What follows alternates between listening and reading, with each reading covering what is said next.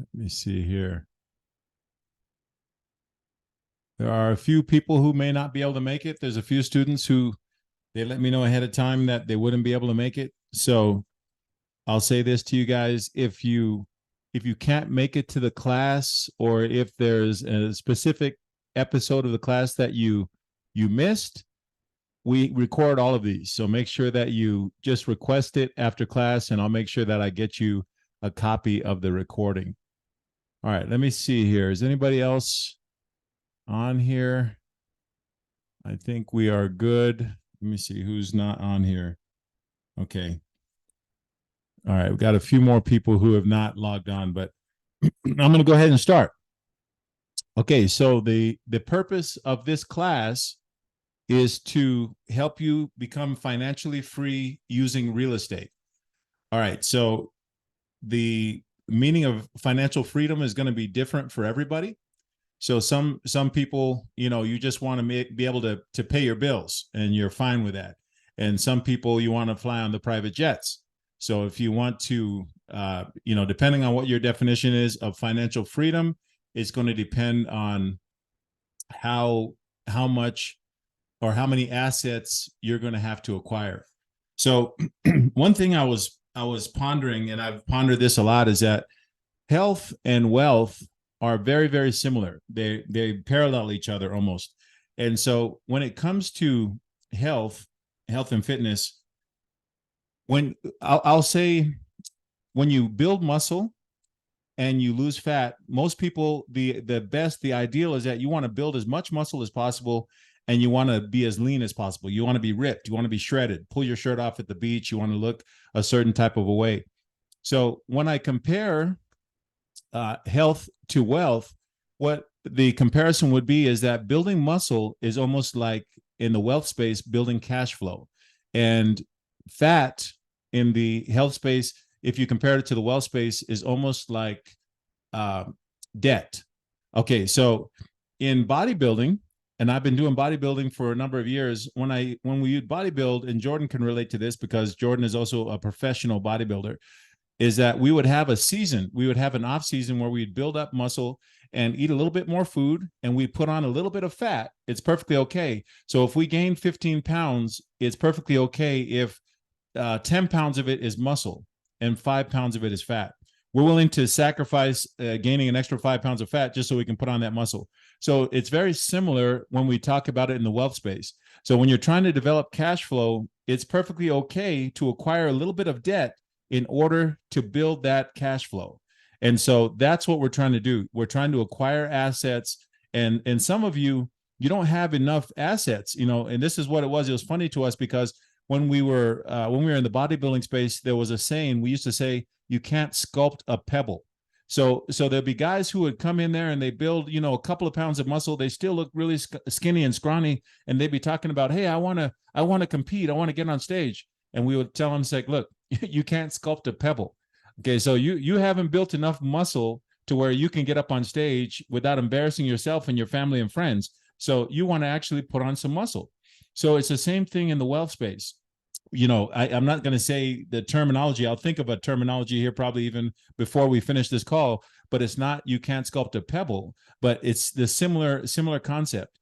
If you have not acquired any assets, you can't focus on trying to pay everything off. You can't have a Dave Ramsey approach and say, hey, I need to pay everything off now and this and this. So you don't have any assets. So you need to build some assets first before you start focusing on paying things off. Okay, so without further ado, I'm gonna kind of jump in the class. It helps us sometimes to analyze what we're doing when we compare it to something which is very kind of near to us. Okay, so what I'm going to show you on this class is I'm going to show you how to build muscle. Okay, how to build muscle and how to lose fat. So what's going to happen is at the beginning of this call, we're going to go over, Randy's going to come over and he's going to talk to you about fat burning. Okay, so he's going to talk to you about how to get out of debt. He's going to talk to you about tools we use to get out of debt quicker. And then towards the end of the call, James is now on this call. So James is going to join me and we're going to talk about how to build muscle, how to acquire assets. So that's what your goal is. All of you, the biggest goal should be to try to acquire assets as quick as possible. So Let's go on here. I'm going to talk to you guys a little bit about lending and also the refinance portion of it. So when it comes to lending and when it comes to your lenders, I just want you guys to know that you have options. So if you go to one of the lenders and you try to get a loan, and that lender says, okay, we're going to give you this amount of money or whatever the case is, and then they turn around at the last minute and say, well, no, we're not going to give you this much money. You have the ability to go to a different lender. And the same holds true with the refinance. So I'm going to use Kira as a little example. Kira, I hope you don't mind me using you as a scapegoat. But in Kira's case, she went to a particular lender. And I'm sure some of you have dealt with this lender. And this particular lender is one that doesn't necessarily tell you how much they're going to lend you on the front end. They just start asking you for stuff. They start saying, oh, we need a CMA, ARV, we need this, we need this. And so you start jumping through hoops, and then the lender will kind of give you a roundabout number. They'll say, well, we can probably lend you about this amount of money. And then kind of towards the end of the process, they pull the rug out of under you. They say, well, we're going to loan you $85,000. And then they pull the rug out of under you. You know, they send you a term sheet and they say, well, we can only loan you 65. Okay. So when you have a situation like that, you have the ability to pivot. So in Kira's case, she pivoted. She just called the lender down the street and she says, hey, I need this much money and this and this and this. And the lender says, okay, no problem. We can do that. And so essentially she just took her business down the street. And you guys have the ability to do that. So I want you to know that. So when it comes to a situation, and I know some of you have been in the situation with SNMC, well, I shouldn't have mentioned their name, but anyway, some of you have been in the situation with the lender, and essentially, you know, you're getting to the finish line, and then they hit you with an appraisal, and the appraisal is subpar, and they're telling you, hey, well, you got to bring $20,000 to the table. And, you know, all you need to do is laugh and say, well, I don't think so, you know, because I'll just go down the street. I'll go talk to Chris, or I'll go talk to Drew, or I'll talk to one of these other guys, and I can refinance. And it's likely I'm not going to have to come out of pocket with anything. So just so you guys know, you don't have to worry about it. And again, when it comes to appraisals, because I know some of us have been having issues with appraisers, I've been trying to, you know, go out on a limb for you guys. So I actually took on a bad appraiser, or one of the appraisers who's on our bad appraiser list. And by the way, if you don't have our good appraiser, bad appraiser list, reach out to me after class because I will send that to you. So anyway, I've taken one of the bad appraisers and I'm trying to convert him to a good appraiser. I actually had a confrontation with him. I talked to him and then said, hey, listen, you know, this is the deal. This is how we invest. Do you own investment properties? And we went back and forth. And I think the guy's actually a good guy, but we're going to see what he comes up with. So I spent $1,350 so that you guys don't have to get an issue. So if he messes my appraisal up, it's okay. You know, we'll take that $1,350 hit and we'll move on to a different appraiser, and we'll just keep him on a permanently banned appraiser list. But anyway, the main thing I want to point out as far as appraisals are concerned is that make sure that you are the point of contact for the appraiser. So if the appraiser, it'll say on every lending sheet, it'll say who is the point of contact for the appraiser. And then a lot of people, they'll say, oh, you know, it's going to be Frank, or it's going to be Rachel, or it's going to be this person, or whatever the case is. Do not put your property manager on that sheet. Put your own name down. It's very important. You want to be able to vet the appraiser. And when you do get an appraiser assigned to your appraisal, make sure that you reach out to us. We have a list of appraisers who are good and a list of appraisers who suck. So we don't want to use appraisers that suck, because otherwise it can make the difference between you not bringing any money to the table and refinancing and being a very happy investor, or you having to bring $15,000 or $20,000 to the table simply just because the appraiser decided to give you a low appraisal. Okay. So I'm going to say one more thing, and then I'm going to pass the ball on to Randy. But what I'm going to say is that I want to mention on this call, we have a Memphis trip coming up. Okay. We always go to Memphis twice a year. So we go to Memphis in May, because we like to go and take advantage of the Memphis and May barbecue cooking championships. But we also go to Memphis late in the year. So it's going to be either end of November or beginning of December. So I'm telling you guys so you can kind of mark your calendars and kind of be prepared, because as you invest and as you get these properties, you also want to go out there and you want to see them. You want to put your hands on it. You want to see, what have I bought? And this way you can get an idea, and you can get an idea of Memphis, and you can get an idea of what, the city looks like if you haven't been there before. And you'll see also, we always like to stay at the Peabody Hotel. The Peabody Hotel is a very interesting hotel because they have these ducks that they march, they march down from the penthouse twice a day. They march them down at 11 o'clock so they can go and swim in the pond. And then they swim in the pond all day. And then at 5 o'clock, they march them back up to the penthouse. So it's quite a spectacle. People come from all around the world to come and watch that. So you don't want to miss our trips to Memphis. They are quite a bit of fun. All right. So let me just go over our wins real quick, Randy, and then I'm going to hand the baton over to you. All right. So the wins, Giuseppe is in the process of getting his 5th house. He has 4 houses. Martha has 4 houses. Gerald and Andrea have 3 houses. Ishmael has 3 houses. Jermaine has 3 houses. He is in the process of getting his 4th house. Dave and Gail have 3 houses. Jordan has 3 houses. Ray and Vanessa have 3 houses. Lewis has 3 houses. Kira has 2 houses. She's in the process of closing her 3rd house. And as a matter of fact, she's actually even found her 4th house. So she's cooking. John has 2 houses. His 3rd house is in the process. It's under contract. Randy and Valerie have 2 houses. Matthew has 2 houses. Daniel has 2 houses. Devin has 1 house. The 2nd one is under contract. And as a matter of fact, I believe Devin has his 3rd house under contract as well. So Devin is going to make up some ground. Josh Ownby has 1 house, and he has his 2nd house under contract. Danny and Edna have 1 house, and they have their 2nd house under contract. Don has 1 house. John and Karen have 1 house. Frank has 1 house. Josh Zolweg has 1 house. And Gina and Tim are in the process of getting their 1st house and possibly 2 houses, because it looks like one of the houses, the only reason why they haven't closed on it yet is because the seller is trying to close an open mortgage. And then the other house, it looks like this one is under contract, and we're going to likely they may be closing on that one coming up this week. Okay, but those are our wins. So without further ado, let me pass the baton off to Randy. Randy, go ahead, buddy. Thanks so much, Korbie. I appreciate it. And it's good to see everybody on the call this morning. I know Korbie talked a little bit about building muscle and fat. What did you call it? How did you do it? How we're building muscle and doing fat, or burning fat? Seasons? Yeah, burning fat. So that actually rolls really well into our real estate process here. And let me go ahead and just share my screen. Here we go. All right.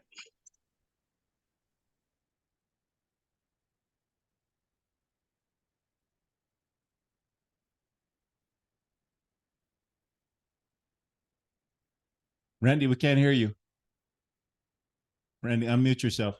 Oh, I mute myself. We're all learning the BRRRR method. And so we've been on this class, and we are actively working towards. Korbie just went over the wins, and that's exciting to see everybody on this call and people who are on this call getting houses and building up their cash flow. For most of us, I'm sure we do remember what the terminology means, but it's buy, repair, rent, refinance, and repeat. And so as you guys have been buying houses, we've obviously started that process. Certainly some of you have gone through the repair process. If you're dealing with Rachel or Frank or CB Properties, whoever, many of you already have the rents in. And so I also know, as I've spoken to a few of you guys over the last few weeks, and even months, I think the most anxiety-ridden portion of this process really is the refinance portion. And a lot of us, having bought our houses within the last few months, are heading towards the refinance piece. And so we're going to spend a little bit of time talking about the refinance as it relates to your overall strategy. I'm in the process of doing a refinance as well. And one of the things I've learned over the last couple of weeks is that the refinance portion is the part that is going to test and reaffirm your overall strategy through the BRRRR process. Okay, and that BRRRR process has two forms. We start with these first 5 steps: the buy, repair, rent, refinance, repeat. That's stage 1. That's phase 1. That is our accumulation stage. Like Korbie said, you can't just buy one house and then move on to the next stage, which is the pay down or payoff stage. You have to do this first 5 steps several times to be able to grow your cash flow and your assets and your equity enough to be able to have, normally Korbie calls it the horsepower, to now be able to pay down your mortgages or mortgage. So we're going to talk through that. But that pay down process, again, is most tested and reaffirmed through the refinance spot. So we do add an extra spot to that. We're going to amend the BRRRR to burp and enjoy our burp there. The pay down is going to be the pay down stage. It's a part of the cycle of what we're working to do to get ourselves to financial freedom. But yeah, so it all starts at the refinance. One of the things that is the most anxiety ridden as you're being tasked for your refinances, all the questions tend to come down to one thing, and that is, should I pay more money up front to lower my interest rate and or increase my cash flow? Now, your lenders are going to do this in several ways. Either if they're going to lend you less than the 70% or 75% that we're looking for to be able to do the loan, which means you have to bring more of a down payment, which of course will lower your monthly payment and increase your cash flow, but it does have a consequence. Or they'll give you the option to buy down points, which is giving X amount of money to pay down your interest rate from 8.1 all the way down to generally around even as much as 6.5% right now in this interest rate.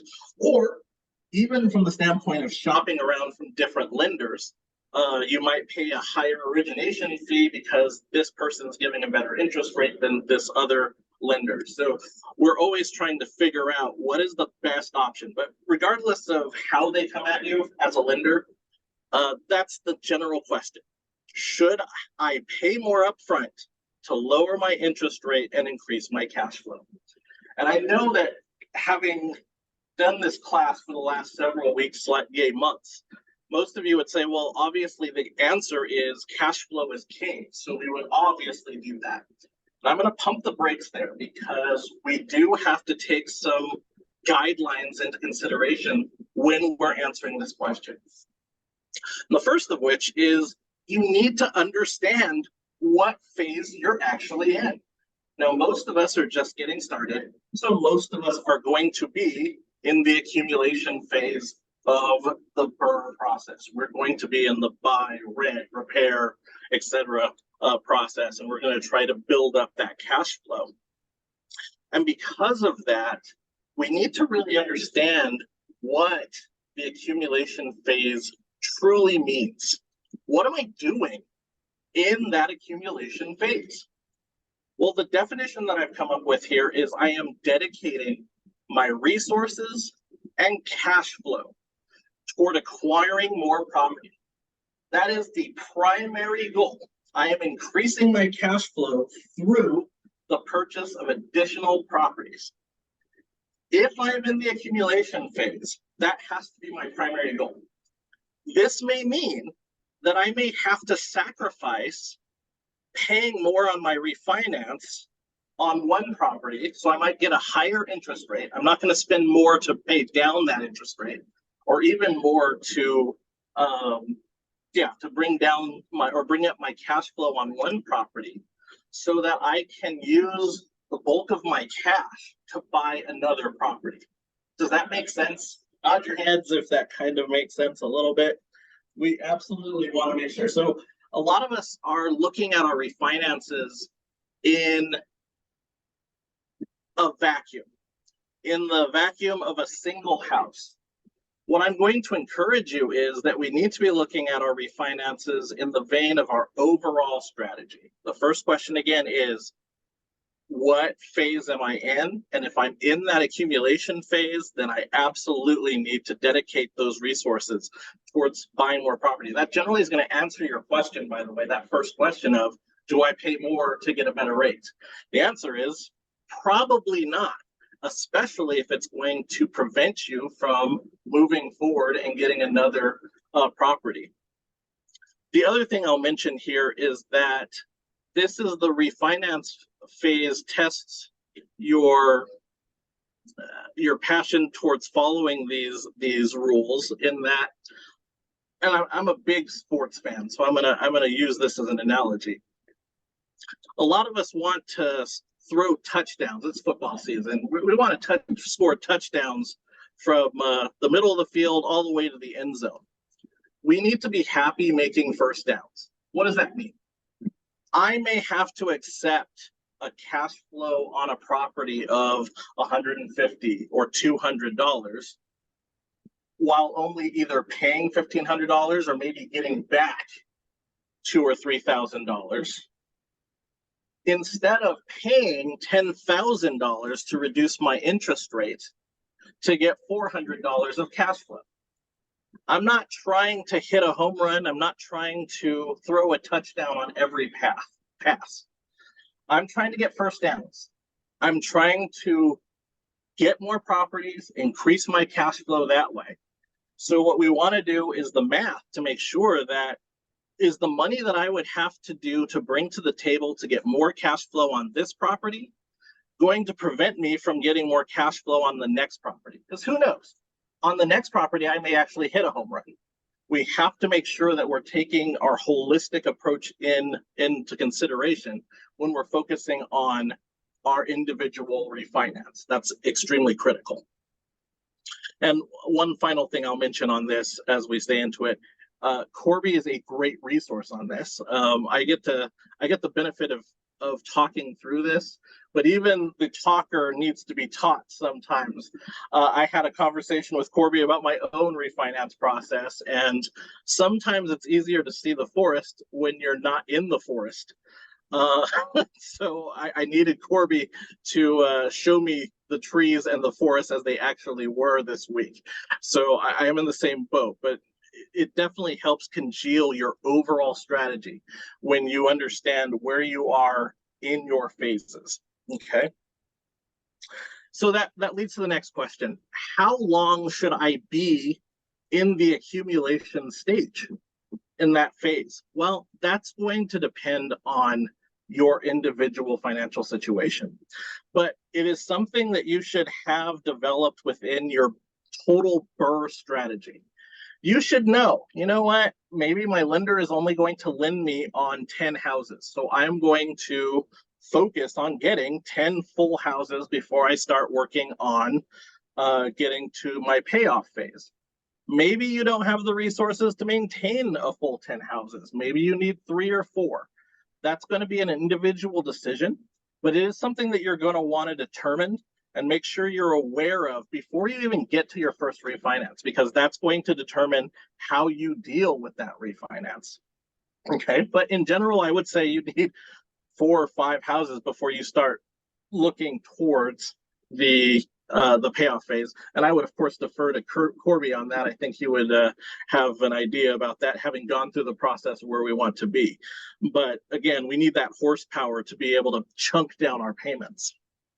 And we can do that extremely quickly if we have the horsepower to do it. And of course, using some of the guidelines that we've used in previous phases, we now understand interest rates are not as bad of a deal as we once thought them to be. And if, as a matter of fact, we in this class now know that we can control our interest rates vastly. But it may even surprise you to know that the higher the interest rate is, the easier it is to pay off your house through chunking payments. It's counterintuitive. It's absolutely true. I will show that to you here in a few minutes. All right. So once I have gotten my X amount of houses and I decide, maybe I need to be in my pay down phase. Well, that would also change your strategy for the refinance. And again, we'll define what the pay down phase is. It's the exact opposite. I'm dedicating my resources and cash flow towards paying off a single property. I do want to touch on that. A lot of people would say, well, I'm going to get the biggest bang for my buck by chunking down this property and then chunking down another property and then chunking down another property, and not actually paying off any one property. Now, I think it would be pretty obvious to this group because I know all of you are extremely savvy, but I do want to make the point. Pay off one of your houses first. Even if you have a little bit left on a house and you just pay it off. Why? Because that is going to increase your cash flow and give you the horsepower to get back in to the accumulation phase faster. So you may save a little bit more in interest if you move your chunks around to various properties, but focus on build your plan for the most efficient way to pay down your property and pay off your property. Stick to that plan, pay off a single property so that you can get back into the accumulation phase as fast as you possibly can. What does that mean? I may pay more. So if I know that I am no longer going to be in my pay or in my accumulation phase and that I'm going to be in a pay down phase for 12 months, 24 months, maybe even 37 months, then on my final refinance, I may choose to pay a little bit more on my refinance to increase the cash flow on that property, just because I won't be buying properties soon. This is the benefit of, again, identifying what phase you're in. I can eat more when I'm on the off season, but I gotta definitely mind my P's and Q's when I'm working to get on stage with Korbie, which that's probably not happening to me anytime soon, but some of you guys have a chance. So that's something you definitely want to take advantage of. All right. So if you do find that you're in the pay down stage, you're not automatically going to do that. There's some additional questions that you're going to have to answer. It's not just going to be, oh yeah, I'll pay down my interest rate to 6.5% or whatever the case may be and pay an extra $4,000, $5,000, or $6,000. There's two additional questions you need to ask yourself if you're in the pay down mode and you want to increase your cash flow or look at paying your house. And that is, how long is it going to take to recapture the extra payment that I make? So what I mean by that is, actually, I'm going to stop this particular screen here, and I'm going to go to the math. All right. Don't let your eyes glaze over, guys. I know the math is fun, but this is I want to make sure that we get through this. All right. So if I have a house of $125,000 and they're quoting me an interest rate of 8.1%, but I only have to come to close with, say, $1,500. Or I could spend an extra $5,000 and they could get it down to 6.5%, $5,000. I can get it down to 6.5%. Is that going to be worth it? Guys, it's going to be important for you to be able to do this math, because I promise you, your lenders are not going to do the math for you. They will provide you with options, but they're never going to tell you which option is the best. They're hoping that the option you choose is the best one for them, not you. So one of the other major points is learn how to and do your own math, because your lenders are never going to do it for you. But my payment on 8.1% is going to be $926. My payment on 6.5% would be $790. That's a benefit of $135 extra to my cash flow. So how long would it take to recapture $5,000? Well, in this case, it would take about 37 months. 37 payments of $135 is going to recapture my $5,000. That may very well be a good thing for you, since you'll maintain that $135 cash flow for the life of the loan until you pay it off. However, there's another option.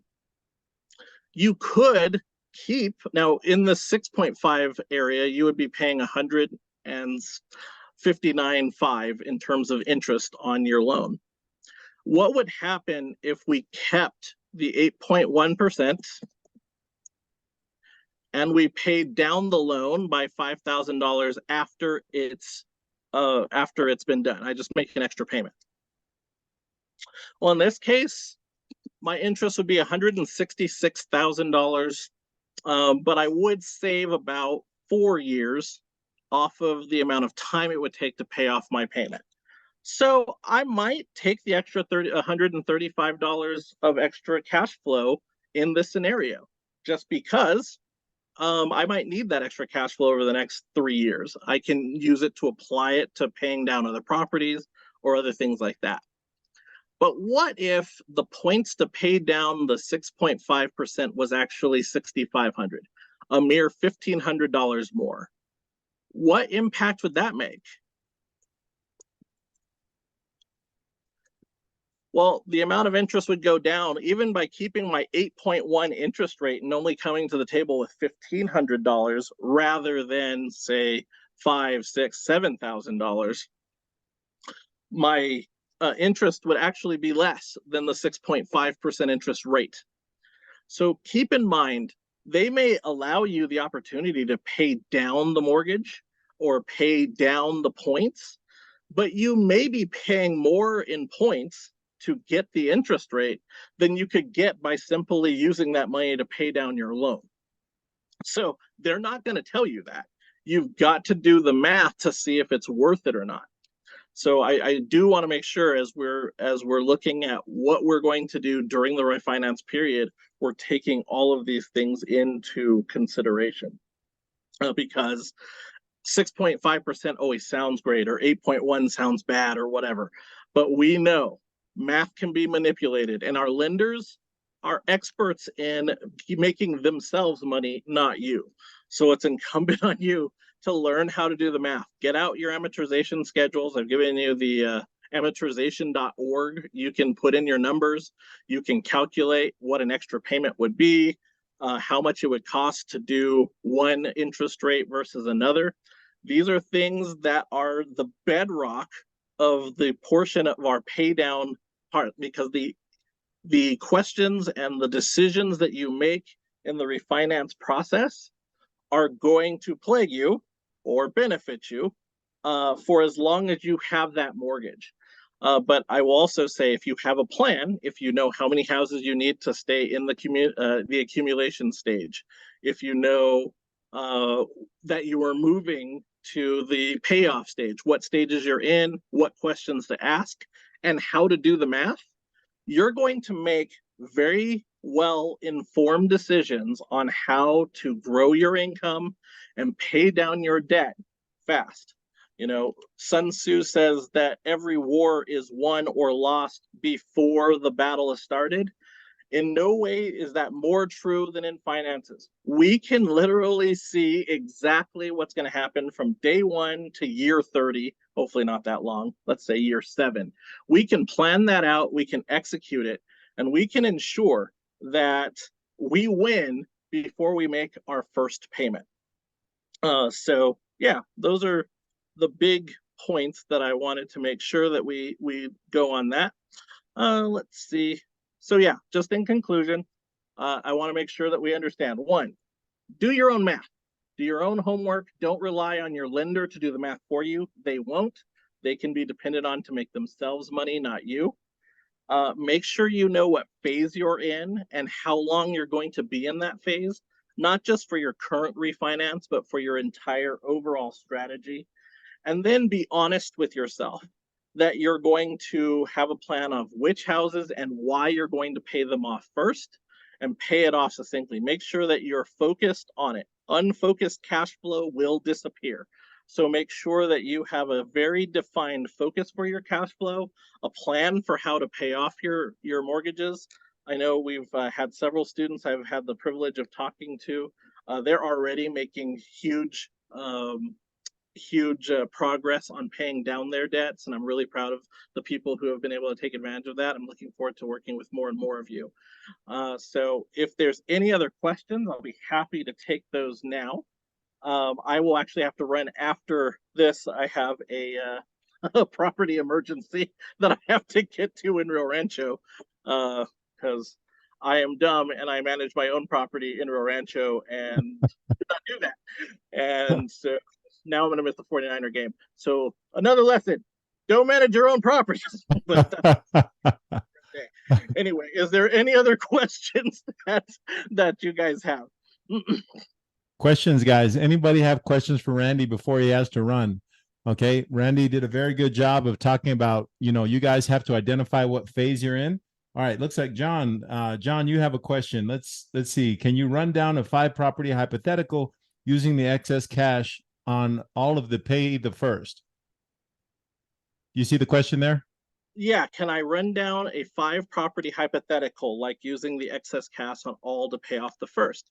Sure. So it's actually relatively simple from that perspective. And it's also going to depend on the methodology that you use. So if you are using our kinetic banking strategies, you would identify the fastest property that you could pay off that generally has the highest interest rate. Why? That's going to give you the ability to create your cash flow. So you're going to take all of your cash flow from the 5 properties. And you can also use all of your revenue. And I know that part doesn't necessarily make sense, but you can actually use the revenue in addition to your cash flow to pay it down.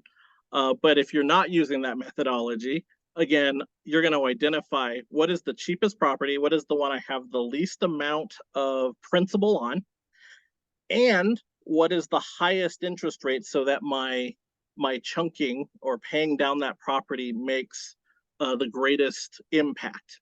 And then you're going to focus on that one. And I would have to have numbers probably to give you a specific, but those are exactly the ways that you would do it. You'd add up your cash flow, add up all of your revenue, see how much you could pay towards the property on a monthly/yearly basis, identify the property again that has the highest interest rate and the lowest balance, and there's a calculation for that, and then you go gangbusters on paying down that property as fast as you can using the cash flow. Did that make sense, John? John? Awesome. Yes, perfect. John said makes sense. Yeah. And I'll set you up, John, to be working with Randy. If you're one of the students in the class, Randy gives you a discount and he'll actually work with you to actually do this with your own finances, and it works out nicely. So, I think so far he's worked with Kira, Dan, and I think Danny and Edna, and I think Lewis. So yeah, so after class, get with me and I'll get you guys set up here. All right, so Devin's asking a question here. Let's see here. Say you bought a house for 80 and it refied for 110K. Do you use that money for accumulation or paying off the current house? So that's a great question. And I'm going to give you an answer that's going to be incredibly frustrating. It depends on where you are in your phase. So how many houses do you have? Are you looking to continue to build your portfolio? Are you in a spot where you can handle financially the maintenance of adding to that portfolio? If the answer is, I'm actually in the accumulation stage, then yes, you're not actually going to pay off that current house. You're likely going to take that money and use it as seed money for 2 or 3 additional houses. Now, if you are in the payoff stage and you refinance it you bought it for 80, you refi it for 110, then it would make sense to identify in your portfolio if that $110,000 house is in fact the best house to place that $30,000 onto it. Again, using the interest rates that you're paying and the principal balance on your various levels of houses. This is why you can't just talk about this one house. You have to look at it through your entire strategy. How many houses do I have in my portfolio, and which house am I focused on? So I might refinance the house at 110 and use that 30,000 to pay off a 60,000 or 70 or $80,000 house that I had, because at that point I can pay that off faster and recapture the cash flow from that house to make a greater dent in paying off other houses in the future. So it's a loaded question. I know it sounds simple, but based on where you are in your phase and how many properties you have and what your interest rates look, that answer could actually wildly be different for anybody in the class who had that circumstances, depending on how much they had and how many houses they had. Does that make sense there, Devin? Devin, I think Devin's awesome. At the pool. Yes, he said yes. Awesome. Okay. All right. Great question. Very, very good question. I appreciate it. Okay. Anybody else with questions? So if you came on the call late, I want to make sure you guys understand.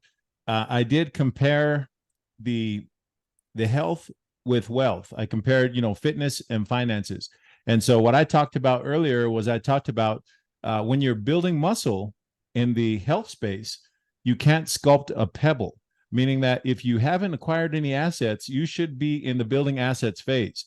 So you shouldn't be thinking about, oh, I need to pay this off. But it also depends on what your strategy is. Not everybody wants to build 23-inch arms. It's very interesting that whenever, I was heavily into the bodybuilding, I would get a little 110-pound girl sit across from me and she would say, oh, you look great. I really like your muscles, but I don't want to build muscles that big. And I would kind of laugh and say, well, this didn't happen by accident. I didn't accidentally go into the gym and wake up with 24-inch arms.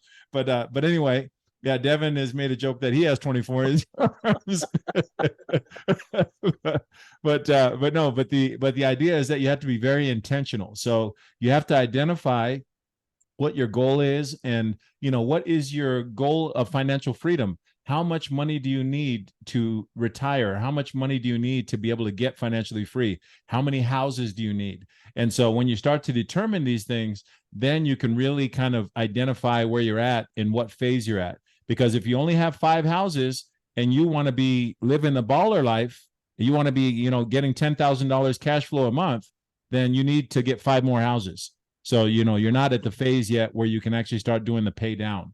So ultimately, that's why I like to compare the two, because a lot more people can relate to fitness than they can to finances. And so when I talk about it that way, and I say, look, we in the fitness space, when it comes to building muscle, we have an off season. Jordan knows very well, Jermaine knows very well this situation where you eat a little bit more food. We're okay to put on a little bit of fat, acquire a bit of debt. It's perfectly okay. And then that there's going to be a phase where you're going to be trimming that fat. You're going to be getting rid of the debt. So right now, a lot of you are in that phase right now. You're trying to build some muscle. And so I'll reiterate the fact that you can't sculpt a pebble. You only have one house. Don't be thinking about, oh, I got to pay down this debt. I got to do this. It's like, no. You don't have any money. You have no cash flow. You got to build some cash flow first. And then we go from there. But anyway, anybody else have questions for Randy before we move on into the second part of this call? I'll just tack on, for those of us a little bit larger, for me, the football season is my obese stage. So, I eat a lot more pizza and I give myself that ability. And then in the off season, when I'm not, when I'm able to do a little bit more and watch a little less football on Sundays, then I slim down so that I can ramp back up for the holidays. So that's important. Anyway. I tell you what, Randy, it's funny because when some of you may know that we used to own a pizza restaurant. Okay. We used to own Goodfellas Pizza. And Alyssa used to always tease me and say that I was eating up all the profits. I would be having pizza in the bag. So anyway, but that's very funny that you say that. But ultimately, you guys know that this is something we want to make sure you understand. So there's a way to do this. The more you understand this, the better. So let me see. Devin's asking a question. Devin says, what is the number of houses you would consider bulked up enough to start paying the debt? Well, it depends. Again, this is a loaded question. It depends. You may not want to build 23-inch arms. You don't necessarily, if you don't want the lifestyle of the jet and the fancy cars and all the nice stuff, then all you may need is 3 or 4 houses, because that's going to be enough to, you only need, 18-inch guns, you're fine. But, I'm somebody who apparently, my dad used to call me a showboat. So I used to showboat a little bit. So I like to have my sleeves stretched out. So I'm a little bit more of an extremist, if you will. So that's why I decided, well, I need to have 100 houses. But anyway, so if there's no more questions for Randy, anybody else leave a question for Randy? Otherwise, we can let it. Oh, and Devin, yeah. By the way, John did make the comment that you would be okay with 12-inch arms. Devin had some spaghetti. He has spaghetti hanging from his shirt, so he's okay. Well, thank you, Korbie. I really appreciate being able to hang out with you. I will catch up with you guys on the next one. Okay, Randy. All right. Have a good one, buddy. I'll send you the recording. All right. Thank you. Appreciate it. Okay. See you, buddy. All right, guys. So I am going to take over now, and I am going to go over the acquiring assets part. Okay. So let's see here. Looks like James is on the call. So we are going to go into the next phase of the class. Okay. Building muscle. Okay. You got to acquire assets, cash flow. All right. So let us see here. Let me share my screen, and then James and I will take it from there. All right. Can everybody see my screen? Everybody? Thumbs up. If you can see my screen, good. Okay, very good. All right. So I am going to go to this house. I deliberately went to this house. This is a house that Kira is in the process of purchasing. Okay, this is a house on Mason Street. Okay, now what we're going to do is we're going to analyze this deal. James and I are going to analyze this deal. So James, let's look at this deal, and if you can help me analyze it, I want to first start by saying the area code is a good area code. Am I correct, James? 38122? It is a good area code. It's pretty it's not very expensive. It's pretty nice. You still, there are some rough areas not too far away outside of the zip code, but for the most part, this zip code is pretty solid. You're not having to worry about the mound, if you know what I'm saying. Yeah, Orange Mound. Yes, we don't want to worry about that. And keep in mind, there's a name for this zip code. We call it Berclair. Okay, Berclair, even by the name of the sound of Berclair, it sounds so nice, doesn't it? It sounds like eclair. You guys know the donut eclair? Yeah. This is in a part of Memphis we call Berclair. So it is a 2-bedroom, 1-bath house, and you'll notice that it says pending. It's listed for $80K. Now, we happen to be able to get this house down in price, and Kira is actually purchasing this house for $65K. All right, so let's do a quick bit of math, okay, guys? I show you guys all about the cash on cash, and we want to talk about that. This house is rented right now, at least if we can get a hold of the seller. We've had a hard time getting a hold of the seller. The seller's an older gentleman, but this house is rented for $995 a month. Okay, so if we do $995, okay, multiply that times 12, you come up with $11,940 for the year. Okay, now if you divide that by the $65,000 we were able to get the house for Kira, 65,000, we're at 18.36 cash on cash return on your investment. So that is a smoking deal. Anything over 12%, as you guys know, is a decent deal. So when you start getting into the 18% and you start getting into the 19%, you know that you're really tearing it up. So anyway, Frank has already done some rehab to this property. You can see it on the outside. It does look a little bit rough.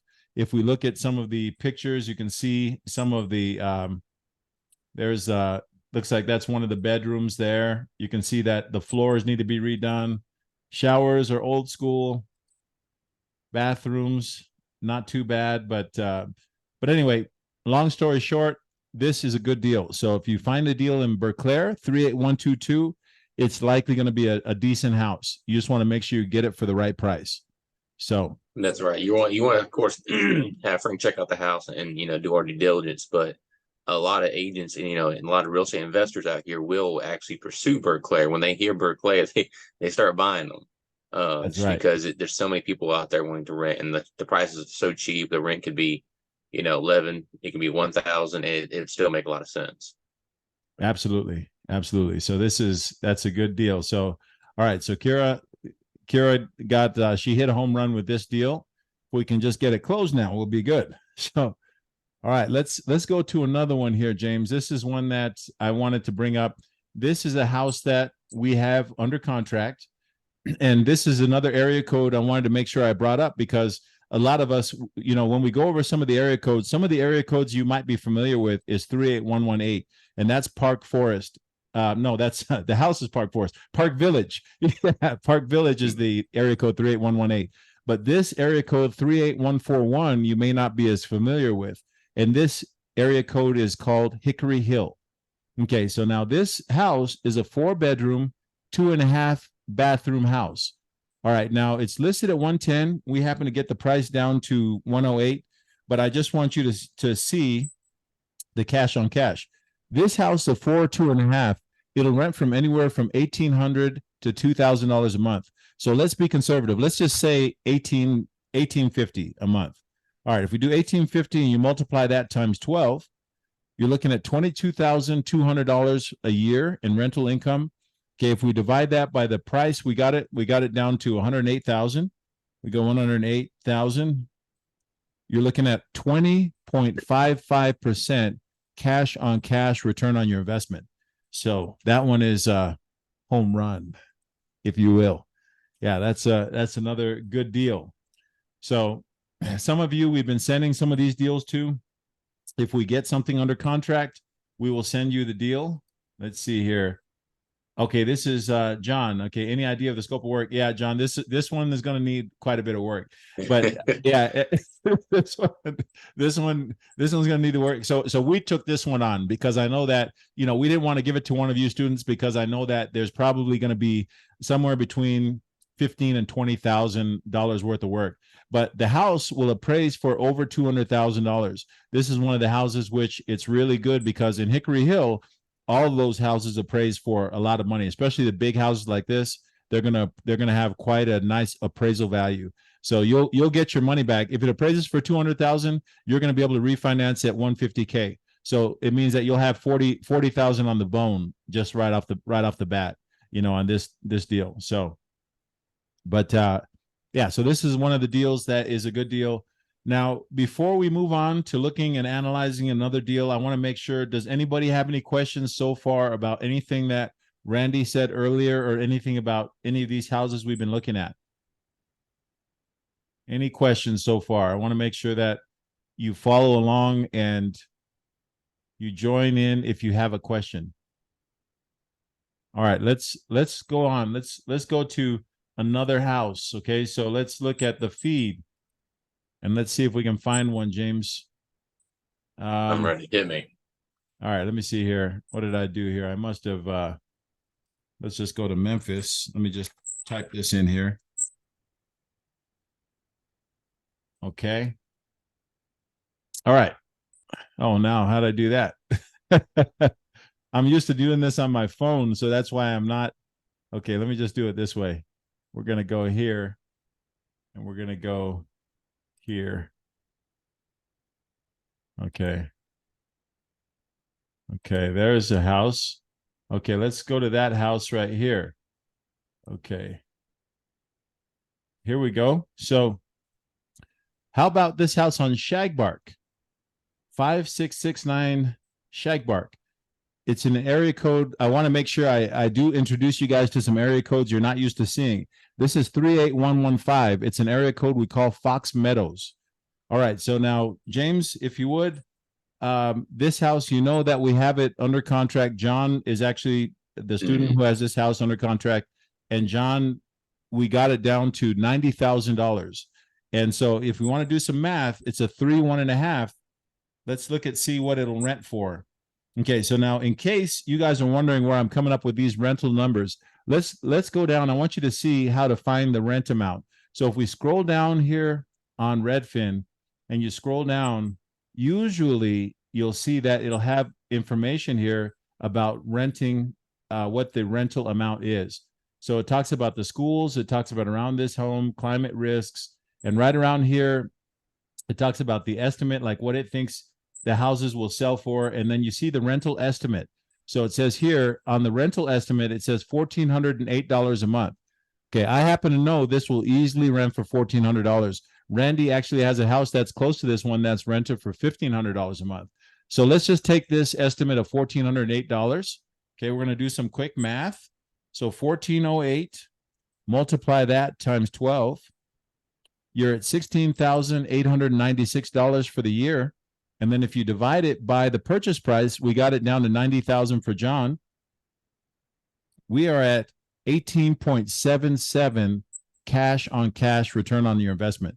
So John hit a home run on this deal. So it's a good deal for him.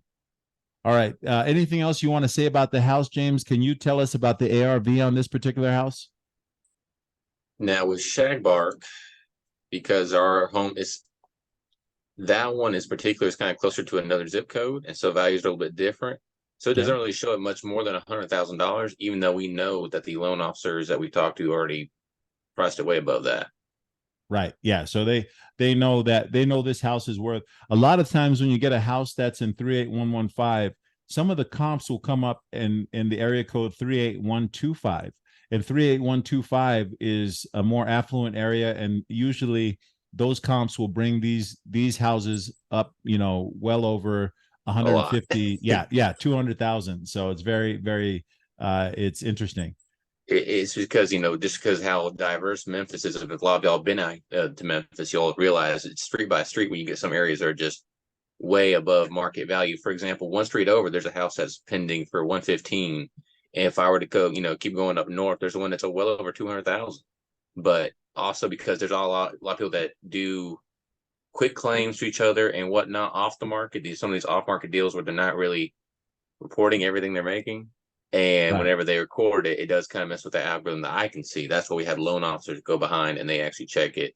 And they say, okay, yeah, we can do, 110, 115, 120, because obviously stuff out there, literally not even 8 houses down, there's one for 226 that sold. If that can sell for 200,000, you can get way over $100,000 on Shagbark. Definitely. That's a good point. All right, so let's do this here. We're going to look at some other homes here. We're going to let me pull this up here. Okay, we're going to go to homes for sale. Okay. I don't know what I did here. Somehow I pulled this out of here. All right, let's feed. Let's continue with Google. There's no way around it. They want you to log in. Yeah, they want you. They want to make sure they find. I was trying to keep it and the anonymity here, and they weren't allowing me to keep that. So, so anyway, so I had to log in. We're good. All right, so let's look at a couple more houses, James, real quick before we end the call. I want to make sure you guys see some of the other houses which are a possibility.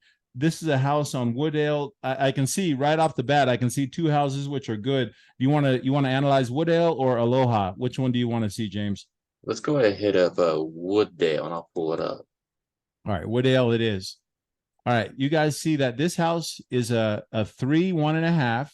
Okay, and here is let's see, we got a question in the chat. Hey, there's Devin. Yes, it does look good, Devin. Yes, definitely. Woodale would be one to add to your houses if we can get this one under contract. Now, James, correct me if I'm wrong. Do we have an offer in on this house? Let me check our sheet real quick, because I'm pretty sure we do. I think we have an offer. I kind of gravitated towards it. Yeah, we did. Yep. We actually do. Yeah, so we put an offer in on this one. So if we do get it, it'll between you guys can fight over it after we get a hold of it. But it's listed at $90K. Okay, so let's do some numbers here, James. Let's find out here what we're looking at. I want to make sure that yeah, John says I talked about it to you already. Yeah, I've allocated this one. No, but this one is a 3, 1.5, and I want to see first. We want to see what the ARV is, because you want to go through the steps when you're trying to find these houses. Want to see. So, what are you getting for an ARV on this house right now, currently, James? I'm getting 128 right now, and it's only priced at about $75 a square foot. Okay, so James is coming up with 128,000 ARV. So if we come 128, if you multiply that times 75%, that's going to give you, it says 96,000 is what the bank would be willing to loan us. So we're safe with that ARV, 128,000. Now I can personally guarantee you that this house will appraise for more than 128,000. But if you got a low appraisal at 128, you're still going to be safe. Now let's look and see what it will rent for. So I already know what it'll rent for, but I want to make sure you guys know again how to scroll down a little bit and you'll be able to find the rent.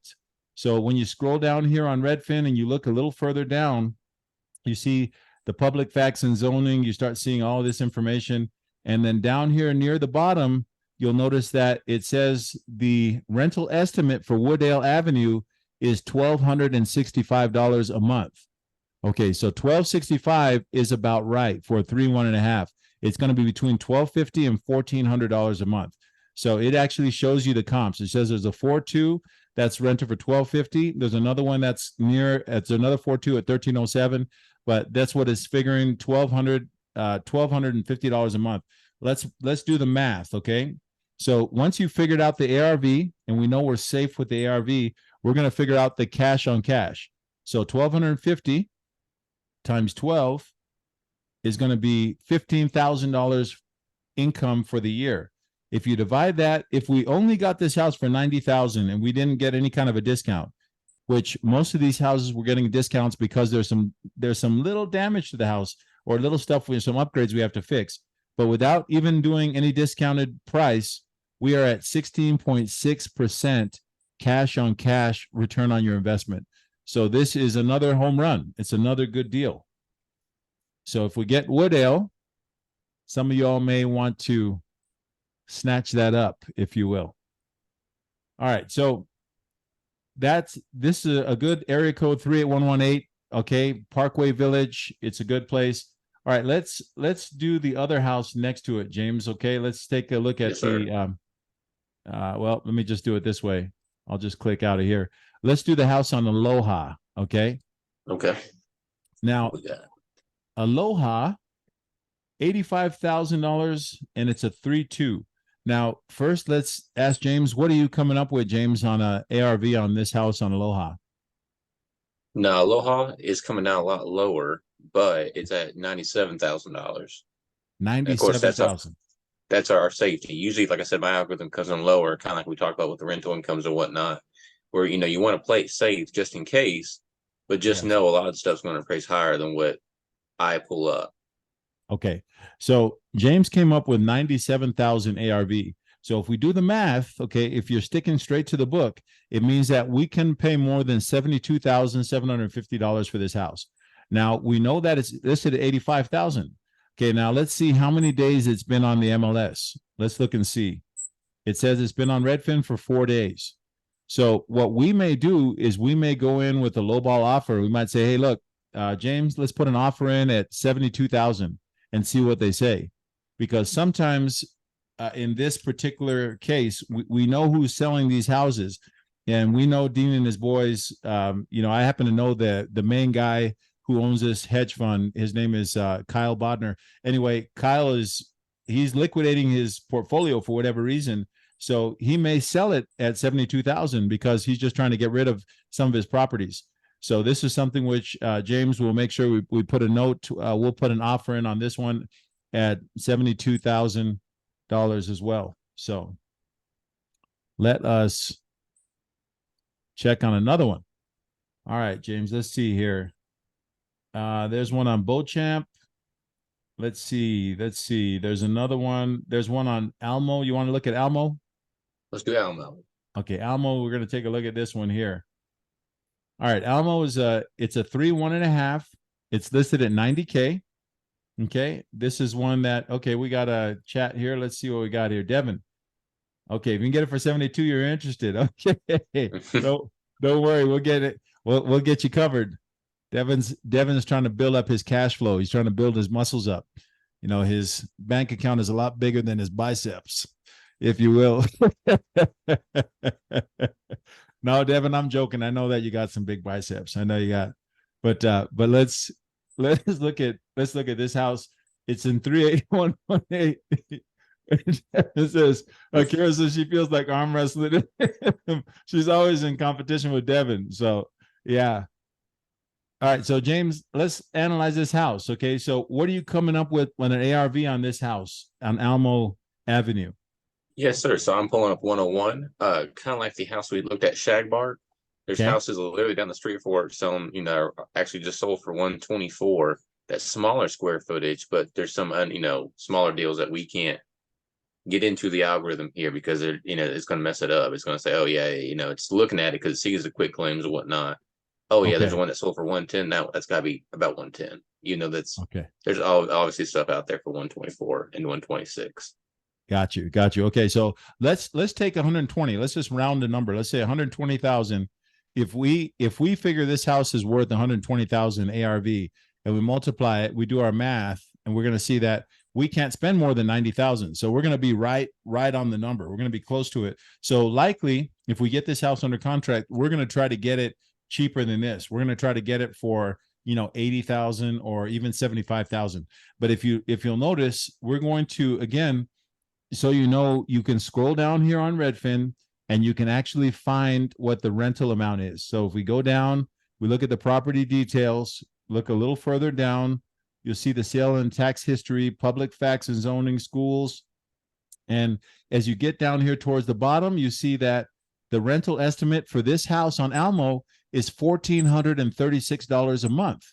All right, so $1,436. Let's do some math here. Oh boy, here you go. Danny says he's in. If we're arm wrestling for houses, he's in. All right.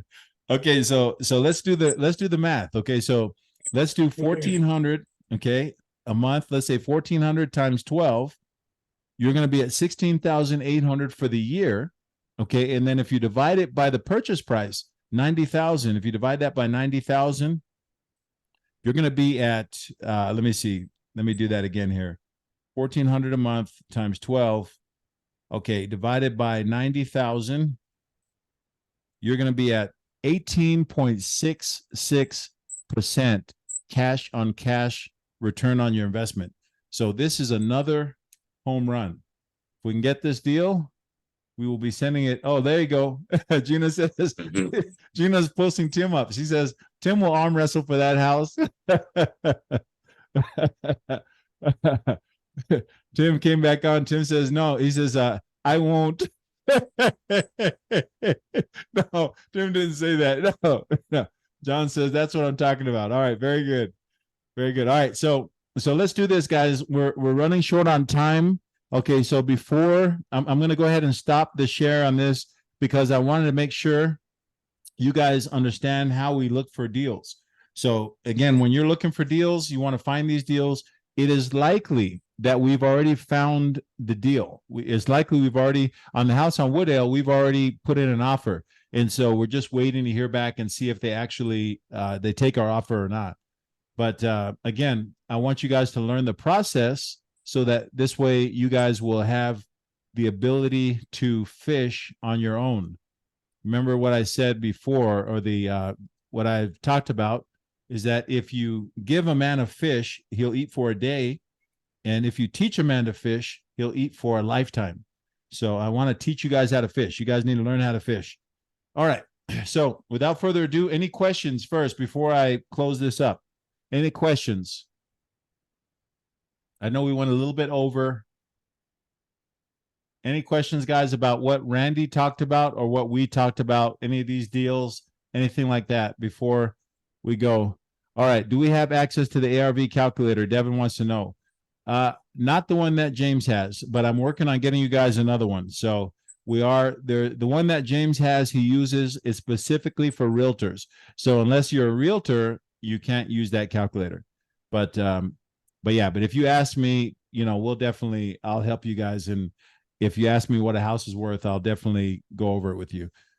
All right, let's see. How much is a real estate license? Hey, I'm telling you what, it's probably the biggest pyramid scheme I've been into. But I enjoy it because I get to meet people like y'all.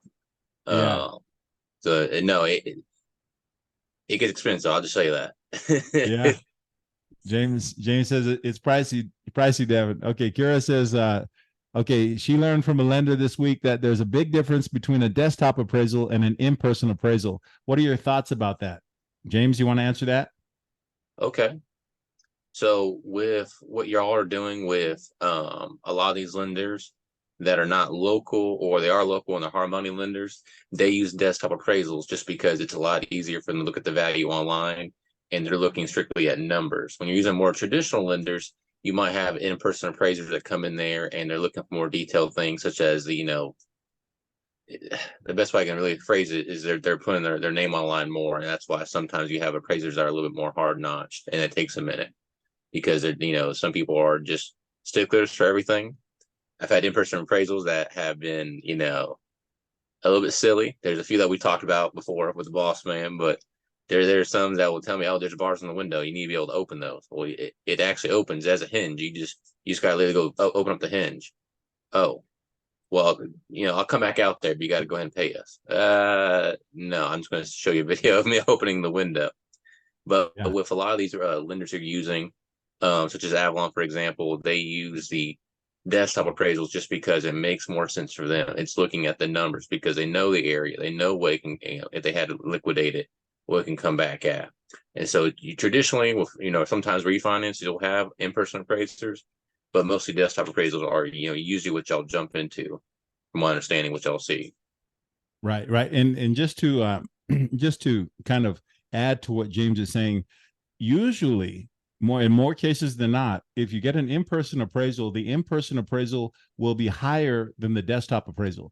And the reason I say that is because when you get an in-person appraisal, you can actually tell the appraiser, hey, look, this is how many improvements we've done to the house. And a lot of times, if you get an in-person appraisal and the in-person appraisal comes in low, you have the ability to fill out what's called a reconsideration of value form, meaning that you can simply send the appraiser that gave you a low appraisal. You can say, well, here's some comps, and we found that these comps are actually selling for this amount. You might have missed these, and James has had to do that for a few of our students. So some of you students on the call, if that's happened, if you get a low appraisal, we can do a reconsideration of value, and we can simply, we'll ask James to see if he can find some comps that are in the area that are, reading higher. And this way we can just go to the appraiser and say, hey, look, you might have missed these. We don't tell the appraiser that, hey, you suck and you gave us a low appraisal. you tell them no. It'll come back lower. Yeah. But no, you might have missed it. That's it. So like the boss man said, we talked about earlier, it's more when they do desktop, it's more about the numbers. They don't look at the very fine details because their risk is not as high. That's why they sometimes send the in-person appraisals to go ahead and get the nitty gritty and get that defined value. That's why it might come in a good bit better, because now they took in all that unknown factor out. They've seen the house, they know what it has, they know what the comps are. I mean, they knew it from the desktop appraisal, but now they have someone on the ground saying, hey, I'm ready to vouch for this. They are good for the 120, 150, whatever you need. Perfect. Yeah. And by the way, when you guys have an appraisal done, when you speak to the appraiser, because we already went over this, you're not going to give the contact, you're going to give your own contact information to the lender. Do not, and I repeat, I'll say it again, do not give Frank's information or Rachel's information or one of your property manager's information to the lender, because the lender will simply give that information to the appraiser, and the appraiser will bypass you and they'll go directly to the property manager, and then you don't get a chance to vet that appraiser properly. So make sure you're going to start making sure you give your information to the lender, and then when that happens, when the appraiser reaches out to you, you make sure that you properly vet them. So again, if you just got on this call, I will make sure I will get you guys that list of good appraisers versus bad appraisers. And this way you guys get an appraiser, you'll be able to know, is this guy good or is this guy bad? And then, you can always refuse an appraiser. Don't let any lender tell you that you can't refuse the appraiser. Some are trying to say it, like right now with Lima, they say, well, you can't refuse an appraisal, this and this. But essentially, you're paying $750 for that appraisal. And so you're not paying $750 so that they're going to shoot you in the foot. And Kira, she attested to it because they gave her a hard time. She got an appraiser that, matter of fact, Jermaine, you got that same appraiser, and I won't say the appraiser's name, but the appraiser actually has 3 names. So anyway, yeah, this appraiser apparently, was one that gave Jermaine a low appraisal on his Rosefield house. And so I made sure I just referred that information over to Kira. And Kira, you know, a funny thing is that she was going to get her house on Robinhood appraised. And anyway, Kira, needless to say, she's gotten that reassigned, let's say. So we're not going to have the same gentleman or lightning strike twice in the same place. So any questions? Oh yeah, that's it. Yeah. Kira says she had to drop Jermaine's name as some muscle, extra added muscle. She said, yeah. Yes. Okay, guys. So any other questions before we end the call? Anybody with questions? Okay, if there's no questions, I want to make sure, and I'm going to reiterate the fact that, again, when it comes to this, just a quick overview of the call, fitness and finances are very similar. Okay, so when it comes to fitness and when it comes to building muscle, we have a protocol. We have a way of building muscle. We call off season, and then we have pre-contest. And so when it comes to off season, you're working out, you're eating more food, you're trying to put on some muscle, and you will actually likely put on a little bit of fat. It's perfectly okay. So if I was to compare this to finances, just like we were talking about before, you want to try to get as much cash flow as possible. It's likely you're going to take on some debt. It's perfectly okay, because at some point in time, we'll be able to take that debt, we'll strip the debt off of your body, and you'll be okay. But the main thing I want to emphasize, and that this call was about, is that you want to be able to determine what phase you're in. So are you in a phase of acquiring assets? Are you in a phase of paying assets off? You can't be in both. You want to decide which phase you're in. And so this way, if you're in the phase of acquiring assets, then don't worry too much about taking on more debt. It's perfectly okay. All right. So that being said, I'm going to end the call by saying we are planning a trip to Memphis. We always go to Memphis twice a year. It is a write-off. Everything about this course, everything about buying the houses, it's all a write-off. This is a way of saving taxes. So if you guys make a payment to me for the class, you will 100% be able to write every bit of it off. And I'm going to get Karen on one of these calls. Karen is my tax lady. Kira, if you don't have a good tax person, make sure you also mention me after class or talk to me after class, because I will get you in touch with somebody. Karen's not taking on new clients, but Kira's guys taking on clients, and there's a few other guys that are doing good for the taxes. So Memphis is going to be, our trip is going to be towards the end of November or the beginning of December.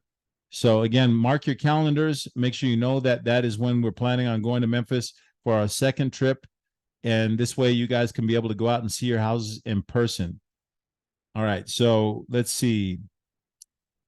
Anything else? No other questions. Okay. So remember, you guys, what we're trying to do is we're trying to develop and build cash flow. So if we compare it to fitness, you're trying to build muscle, you're trying to trim up fat, but you can't sculpt a pebble. Don't worry about paying off debt if you don't have any assets. If you don't have any assets, that's what we said, in bodybuilding, we said you can't sculpt a pebble. You can't, you don't have any muscle. You're trying to get up on stage. You want to lose all this fat. So you ain't got any muscle. Build some muscle first. Once you build a bit of muscle, then you can worry about losing some fat. All right. So that being said, anybody else questions for James? Any other questions before we get off the call? I want to make sure, don't hit me up after the call with 10 questions. I know how you guys are. You're going to be like, oh, I have a question. Ask it now if you had a question. Anybody? Okay, very good. So I will let you guys go then. And until next time, remember, there's a phrase I use. I haven't been using it recently, but I say there's 3 types of people in this world. There are people who make things happen. There are people who watch things happen. And there are people who don't know what's happening. So you be one of those people who make things happen. Okay. So don't watch things happen. You watch things happen, or be one of the people who don't know what's happening. So go out and make things happen. All right, guys. Until next time, catch you guys later. Oh, wait a second. There's Danny. Just a second. Okay, you got it, Danny. Yes, I will definitely get you covered. Okay. Yep. Okay. But guys, lunch is calling me. My stomach is grumbling. I'll catch you guys on the next call. Onward and upward. Later, guys.